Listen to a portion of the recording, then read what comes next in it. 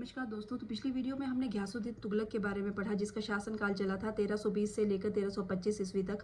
तो आज हम बात करेंगे मोहम्मद बिन तुगलक के बारे में, जिसे इंडियन हिस्ट्री का सबसे कंट्रोवर्शियल फिगर और द वाइजेस्ट फूल भी कहा जाता है।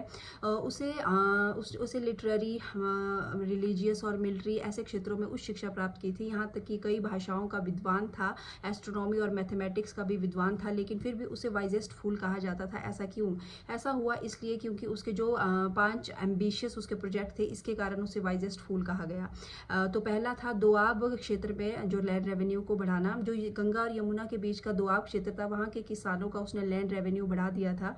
लेकिन उसी टाइम पे वहाँ एक प्लेग बीमारी फैल गई थी और इस महामारी के कारण किसानों को मुश्किल हो रहा था कर देना, और उसे ये फैसला वापस लेना पड़ा। तो दूसरा था उसके जो कैपिटल उसने शिफ्ट की थी दिल्ली से देवगिरी के लिए, और देवगिरी का नाम बदल कर उसने दौलताबाद रख दिया था।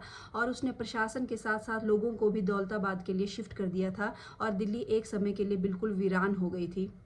लेकिन कुछ समय बाद ही वहाँ पानी की समस्या हो गई और कई कठिनाइयों का सामना करना पड़ा, और लोगों को ट्रैवल करने में बहुत मुश्किल हो रही थी, और इस कारण उसे ये योजना भी वापस लेनी पड़ी और उसने दौलताबाद से फिर से कैपिटल को दिल्ली शिफ्ट कर दिया था। तो तीसरा था उसका टोकन करेंसी। चाइना की तर्ज पे उसने जो तांबे के सिक्के थे उनकी वैल्यू सोने और चांदी के सिक्के के बराबर कर दी थी, और जिस कारण नकली सिक्के बनने लगे थे और लोगों को बहुत नुकसान हो रहा था, और उसे ये फैसला भी वापस लेना पड़ा क्योंकि यहाँ तक कि उसे लोगों के जो चांदी और सोने के सिक्के थे वो भी वापस करने पड़े, जिससे जो राज भंडार था, ट्रेजरी को बहुत नुकसान हुआ।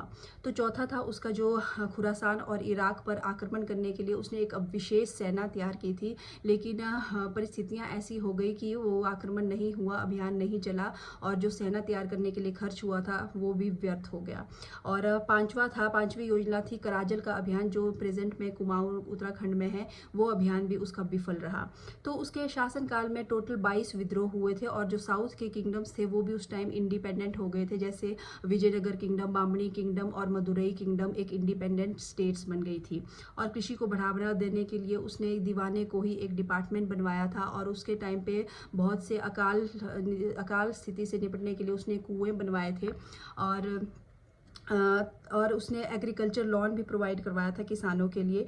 उसने आदिलाबाद किला, जहांपना किला और निज़ामुद्दीन औलिया का मकबरा भी बनवाया था। इब्ने बतूता जो मोरक्कन ट्रैवल था वो 1334 ईस्वी में उसके टाइम दिल्ली आया था, और वो 8 साल तक उसने वहाँ काजी का काम किया था, और उसने रिहला नामक एक पुस्तक लिखी थी जिसमें भारत की विस्तृत जानकारी मिलती है।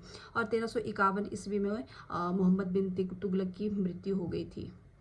धन्यवाद। तो अगले वीडियो में पढ़ेंगे हम